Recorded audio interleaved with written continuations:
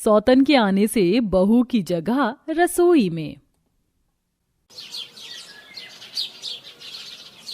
आखिर तुम लोगों ने मुझे समझ क्या रखा है? मैं क्या इस घर की कोई नौकरानी हूँ? नहीं करूंगी मैं कोई भी काम। जब से आई हूँ तब से मुझे इस रसोई के अंदर कैद करके रखा है, जैसे मेरी कोई इज्जत ही नहीं।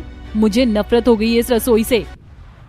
बेबो इतना कहते ही सभी बर्तन उठा उठा कर फेंकने लगती है। इस वक्त सरोज और उसका बेटा मयंक दोनों ही रसोई के दरवाजे पर आकर ये सब देख रहे होते हैं। माँ, ये सब क्या हो रहा है? मुझसे क्या पूछ रहा है? ये तो तुझे ही सोचना चाहिए था। आप लोग भी सोच रहे होंगे कि आखिर ऐसा भी क्या हो गया जो एक बहू अपनी ही घर की रसोई के बर्तन उठा उठा कर फेंक रही है। उसे अपने ससुराल की रसोई कैदियों का जेल लग रहा है और वो एक रसोई से परेशान है, जबकि औरतों को तो रसोई में आकर खाना बनाना पसंद होता है। तो चलिए इस अनोखी बहू के बारे में जानने के लिए कहानी में थोड़ा पीछे चलते हैं। पूजा तो हो गई मयंक जी के लिए, जल्दी से नाश्ता तैयार कर देती हूँ। उन्हें जिम जाने से पहले अपनी डाइट लेनी होगी।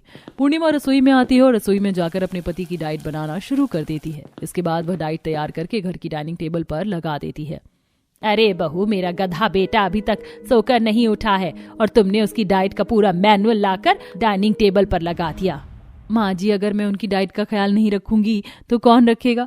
और इसी के साथ में आपकी भी डाइट का ख्याल रखती हूँ। ये लीजिए, ये सब आपके लिए। अच्छे से नाश्ता कर लीजिए, मैं उन्हें जगा कर आती हूँ। पूर्णिमा अपने कमरे में आती है और बहुत प्यार से अपने पति मयंक को नींद से जगाती है। मयंक जी, उठ जाइए, उठने का समय हो गया। आपको जिम जाना है। शुक्रिया मुझे समय पर उठाने के लिए। अगर तुम नहीं होती तो फिर से मैं लेट हो जाता। पता नहीं क्यों देर से सोने और लेट उठने की आदत जाती क्यों नहीं है। कोई बात नहीं, आप परेशान मत हो, ये सब ठीक हो जाएगा। एक दिन आपको जल्दी उठने की आदत हो ही जाएगी। और बाकी मैं तो हूं ही आपके लिए एक अलार्म। पूर्णिमा का इतना प्यार देखकर मयंक हैरान था। इससे पहले उसकी जिंदगी बहुत उथल पुथल थी। लेट नाइट तक घर आना, खाना ना खाना, रात भर नाइट आउट करके पार्टियां करना और जिम करना जो उसका पैशन था। इससे पहले जब भी मैं सुबह उठता था तो सबसे पहले माँ के ऊपर चिल्लाया करता था कि मेरा नाश्ता अभी तक तैयार नहीं किया, मेरी डाइट नहीं बनी। और जब से मेरी शादी हुई है, मेरी पत्नी मेरा कितना ख्याल रखती है, कितना अच्छे से उसने डाइनिंग टेबल को सजाया है। लेकिन सब कुछ इतना अच्छे से कैसे हो सकता है, मुझे यकीन नहीं हो रहा, वो भी मेरे साथ। मयंक किस चीज को लेकर बहुत ज्यादा परेशान था? उसकी वाइफ उसे किसी भी तरह बस खुश देखना चाहती थी, लेकिन मयंक को ये खुशियां रास नहीं आ रही थी। मैं बोर हो चुका हूँ यार।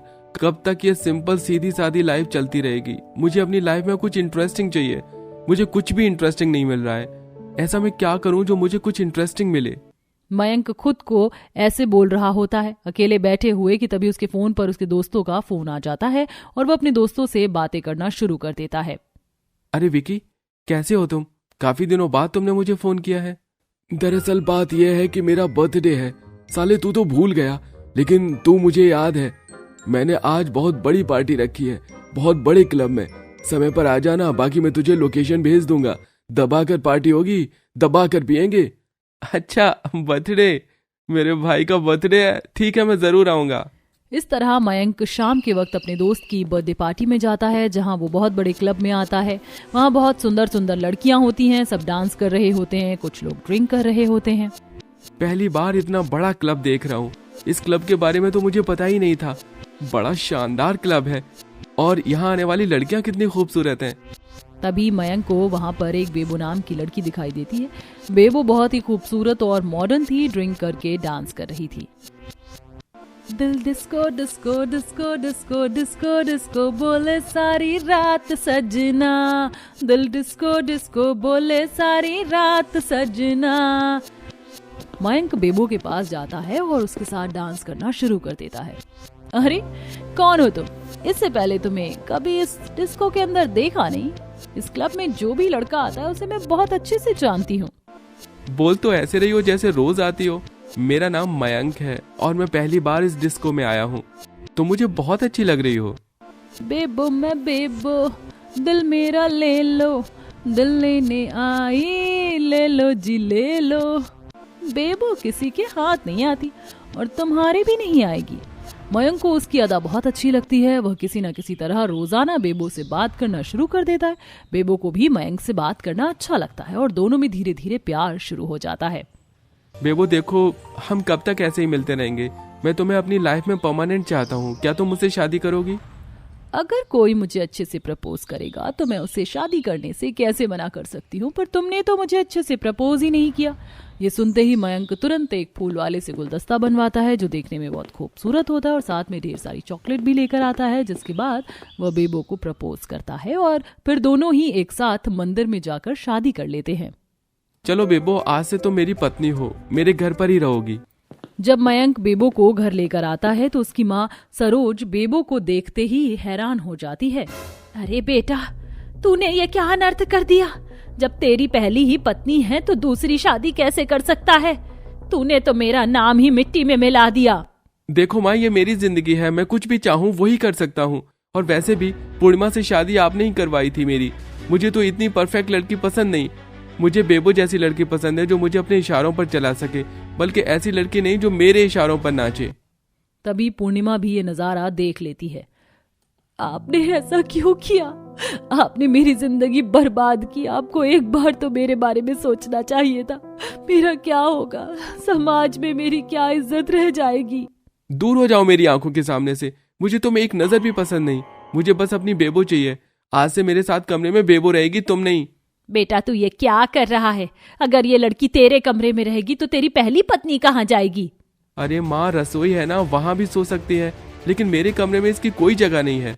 मयंक की ऐसी बातें सुनते ही पूर्णिमा के पैरों तले जमीन खिसक जाती है और वह रोने लगती है। इधर मयंक बेबो को अपने कमरे में लेकर आता है। अब से तुम मेरी वाइफ और लाइफ सब कुछ हो। अब बेबो के आने से मयंक तो पूर्णिमा को समझ ही नहीं रहा था, वहीं थोड़ा बहुत सास समझ रही थी, लेकिन चालाक बेबो ने उसको अपनी चिकनी चुपड़ी बातों में फंसाना शुरू कर दिया। आपकी त्वचा माँ जी बहुत रुखी रुखी हो गई है ना। आप तो अभी जवान हो, आपको फेशियल करवाना चाहिए, मैं ही कर देती हूँ। बेबो अपनी सास का फेशियल करना शुरू कर देती है। इसी के चलते वह उसे नई नई फैंसी साड़ियां दिलाती है। क्या बात है बहू, तुम तो बहुत इंटेलिजेंट हो। सही कहा मेरे बेटे ने। अपने पसंद की बहू लेकर आने का अधिकार मेरी ही गलती थी जो मैंने उसकी शादी पहले उसकी पसंद से नहीं करवाई। सो तो है सासू माँ जी, वैसे मुझे आज गर्मा गर्म पकौड़े और चाय खाने का मन है। हाँ हाँ, क्यों नहीं, अभी बनवा देती हूँ। सुनो पूर्णिमा, गर्मा गर्म चाय और पकौड़े बना कर ले आना। ठीक है माँ जी, लेकर आती हूँ। पूर्णिमा अपनी ही सौतन के लिए अब चाय पकौड़े बनाने लगती है और उसे बहुत दुख होता है। वह रसोई में काम करते करते रोने लगती है। ऐसे दिन देखने पड़ेंगे, मैंने ये कभी सोचा भी नहीं था। थोड़ी देर में सरोज की आवाज आती है। बहू, बनाए या नहीं? ला रही हूँ माँ जी, अभी ला रही हूँ। पूर्णिमा चाय पकौड़े लाती है तो थोड़ी ही देर में किसी और चीज की फरमाइश हो जाती है। इस तरह उसे सुबह से शाम सारा दिन रसोई में ही रहना पड़ता है। बहू, घर में कुछ मेहमान आने वाले हैं जो बेबो के दोस्त हैं, उनके लिए कुछ अच्छा अच्छा खाना बना लेना और खाने में चिकन की वैरायटीज ही बनाना। माँ जी, मेरी ही तरह मेरी सौतन आपको भी तो पसंद नहीं थी, फिर आप इतनी उसके साथ अच्छे से क्यों रह रही हो? क्योंकि वह तुमसे ज्यादा अच्छी है, बस इसीलिए। अब जितना बोला है उतना सुनो। ये सुनकर पूर्णिमा को और भी ज्यादा रोना आता है। उसके पास और कोई चारा नहीं था। वो चुपचाप अपनी सास और अपनी सौतन के अत्याचार सहन करने लगी। अब सुबह से शाम तक उसे कोई न कोई काम में उलझाकर किचन के अंदर ही रखते। यहाँ तक कि घर पर अगर कोई मेहमान आ जाता तो सरोज पूर्णिमा को रसोई से बाहर आने से ही मना करती थी। बाहर आने की जरूरत नहीं है, अंदर ही रहकर सारे काम कर लेना। ठीक है माँ जी। बेचारी पूर्णिमा को ये सब बहुत बुरा लग रहा था। सुबह शाम वह रसोई के अंदर कैद हो गई थी। एक रात पूर्णिमा रसोई में सोते हुए खुद से बातें कर रही थी। इस घर में मेरी इज्जत सिर्फ इतनी है कि मैं रसोई की नौकरानी हो चुकी हूँ, फिर मैं क्यों इस घर के अंदर रह रही हूँ? मेरे मायके वाले ये सब जानेंगे तो मुझे आराम से स्वीकार कर लेंगे। अब से मैं यहाँ पर नहीं रहूंगी। अगले ही दिन पूर्णिमा अपना सामान पैक करके अपने मायके चली जाती है। घर की सभी जिम्मेदारी बेबो के ऊपर आ जाती है और वो घर के काम करते हुए बहुत ज्यादा फ्रस्ट्रेटेड हो जाती है। और एक दिन वह गुस्से में सारा सामान उठाकर पटकने लगती है। इस बकवास जिंदगी से अच्छा है कि मैं इस घर को छोड़कर चली ही जाऊं, वही सही रहेगा। बेबो घर छोड़कर चली जाती है। उसके जाते ही मयंक को अपनी गलती का एहसास होता है। जिसकी हर ख्वाहिश पूरी की वो तो छोड़कर ही चली गई, और जिसकी कोई इज्जत नहीं की थी उसने मेरा बहुत साथ दिया। आज मेरी वजह से मेरी पत्नी पूर्णिमा मुझसे दूर हो गई। माँ, मुझे लगता है कि अगर हम अपनी बहू को मनाकर लाने की कोशिश करें तो वो मान जाएगी। दोनों माँ बेटा पूर्णिमा के घर जाते हैं और उसे मनाने की कोशिश करते हैं, लेकिन पूर्णिमा की माँ गुस्से में उनको बहुत कुछ उल्टा सीधा बोलती है और जाने के लिए कह देती है। मेरी कही बातें तुम्हें समझ नहीं आई? मेरी बेटी यहाँ से कहीं नहीं जाएगी और तुम्हारे जल्लाद जैसे घर में तो बिल्कुल भी नहीं। संतोष इस तरह मयंक और सरोज को जलील कर ही रही थी कि तभी पूर्णिमा कहती है, बस करो माँ, आपको तो अपनी बेटी का घर बसाना नहीं उजाड़ना है। ये जैसे भी हैं मेरे पति और सास हैं, आपको उनकी इज्जत करनी चाहिए और मैं अपने पति के घर पर ही रहूंगी। मैंने सब कुछ भुला दिया।